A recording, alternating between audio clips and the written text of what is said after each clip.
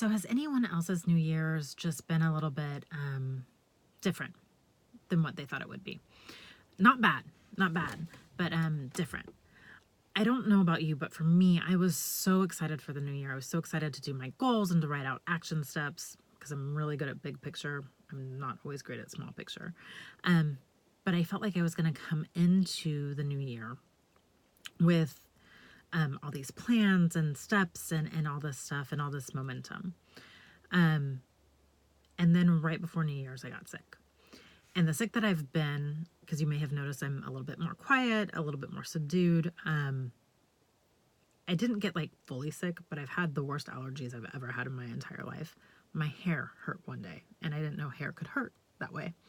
Um, but I've also just been right on the edge where I'm not really ill, but I'm not sick or well. I was just right in the middle where it's actually much tougher because there were things I had to do. Like today, I'm in the car, I'm running around and having to do things, and yet I'm not well, but I'm not really sick.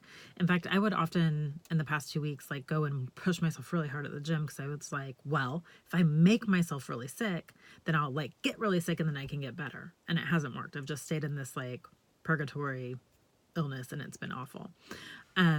So there's been that. And then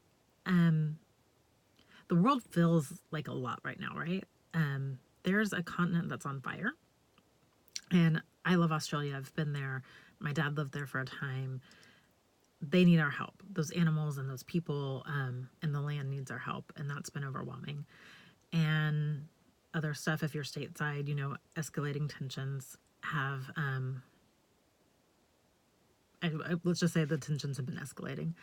I don't want to get political or anything like that. But I had this very surreal day at the beginning of the week where, it felt like there was a lot going on in the world. It felt like maybe there was going to be war, maybe, bad things were happening. There's a continent on fire. And I was on a conference call and we were talking about polka dots. And I don't want to say I had imposter syndrome. I wasn't like, oh no, I'm not good at my job. But I had this moment of, what are we all doing?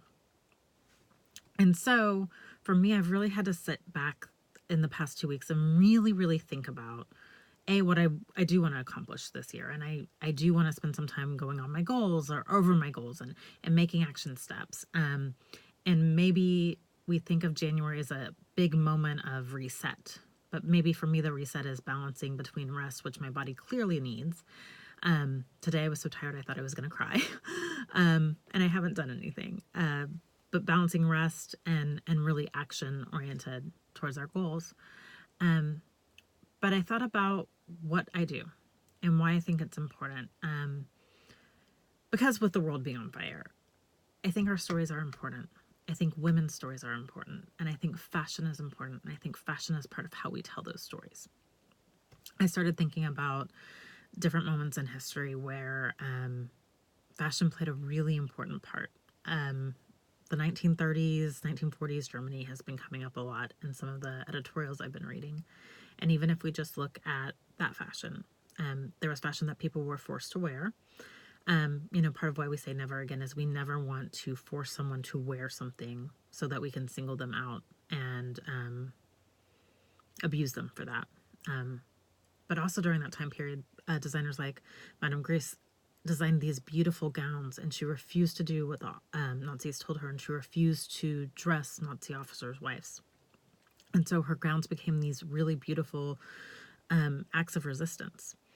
And then in the 60s, even miniskirts told a story of feminine liberation or the rise of the woman. And it was also a rebellion, and it was also a story. And burning bras, and then even in the 80s, like power suits and the shoulder pads, those were all moments in history and movements in history that were changing the world, and they were fashion. And so it really reminded me that we can hold two truths in our pockets. We can definitely work towards the world that we want to live in, the world that's not on fire, the world that's at peace and where we're showing love and compassion for each other. And we can acknowledge that fashion is important, and that part of how we work towards that world is we do what we do best. And for me, that's tell stories with fashion. So like I said, there's a bunch of truths in my pocket right now, and I'm going to hold on to all of them. Today, hopefully, I'm going to get to rest. And so I can start really working on my goals and laying out my plans and moving forward with more energy and text all the people back I need to text, all the things that we need to do. Um, but that also, that fashion can be our hope in these times when it feels just like a lot. And I hope that message resonates with you. Like I said, I know it's January. I know we're all thinking about what do we really want to accomplish? What changes do we want to make? What new habits do we want to create? And for me, it was really weird because I've been so excited about all that. And then the beginning of this year, even just being, kind of sick, I've been thinking like, oh my gosh, what are we doing? We need a new January. And maybe the good news is that story is we can start over anytime we want. You don't have to wait for Monday to start your diet or anything like that, or to clean out your closet or whatever it is that you're going to do. We can start now. So starting today, we're going to tell our stories using fashion, and I'm going to rest so I can conquer my goals. What about you?